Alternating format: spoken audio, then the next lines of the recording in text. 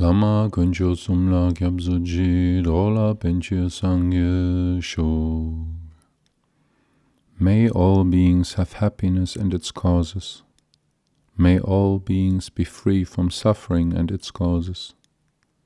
May all beings never be separated from the great happiness that is beyond all misery. May all beings dwell in equanimity, unaffected by attraction to dear ones and aversion to others. May all beings recover from the sicknesses of mind and body pollution and enjoy relative and absolute health now and forever.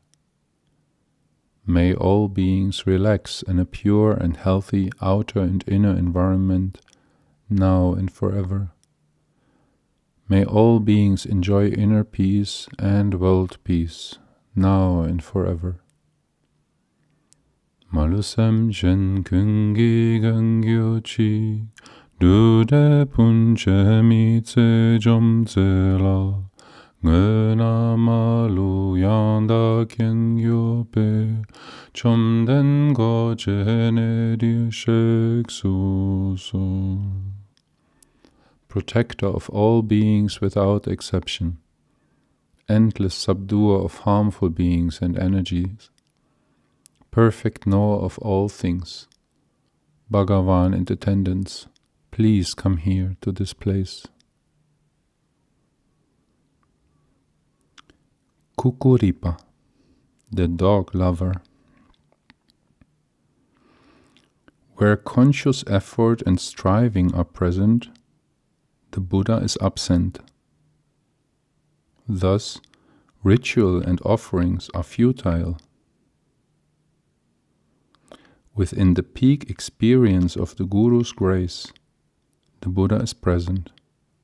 But will the fortunate recipient see it? In Kapilavastu, there lived a Brahmin named Kukkuripa. Puzzling over the problems of existence, he came to place his trust in the Tantra and in time chose the path of renunciation. He began his itinerant career by begging his way slowly toward the caves of Lumbini.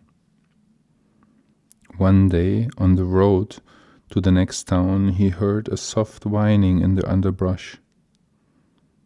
When he investigated, he found a young dog so starved she could no longer stand.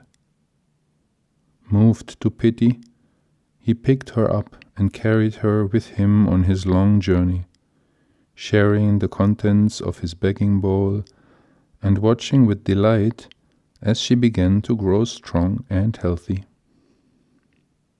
By the time they arrived in Lumbini, Kukkuripa had become so accustomed to her affectionate, good-natured company that he could not imagine living without her. And so he searched for an empty cave large enough for them both. Every day, when he went out begging, she would stand guard, waiting patiently for his return.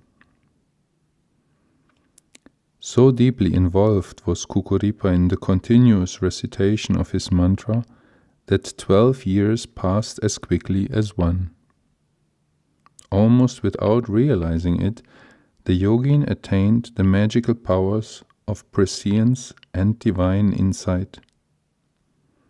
But the gods of the 33 sensual heavens had taken notice. In fact, they were so impressed that they invited him to celebrate his achievements by visiting their paradise.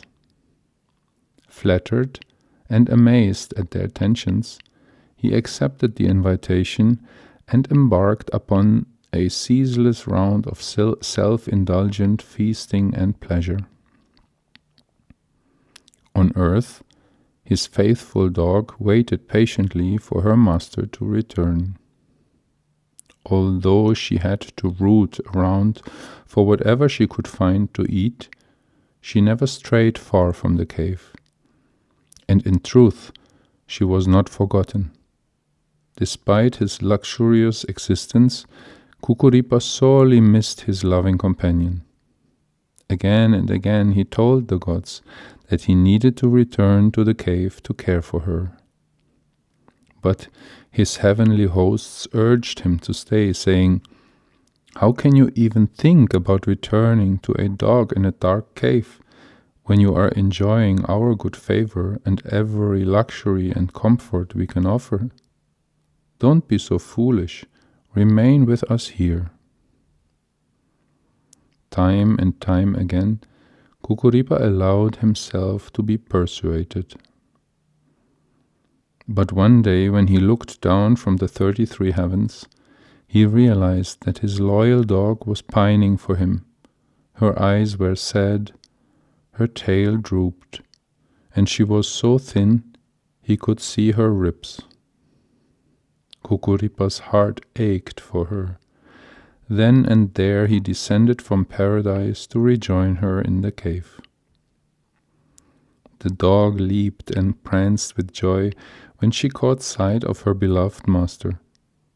But no sooner did he sit down and begin to scratch her favorite spot behind the ears than she vanished from sight.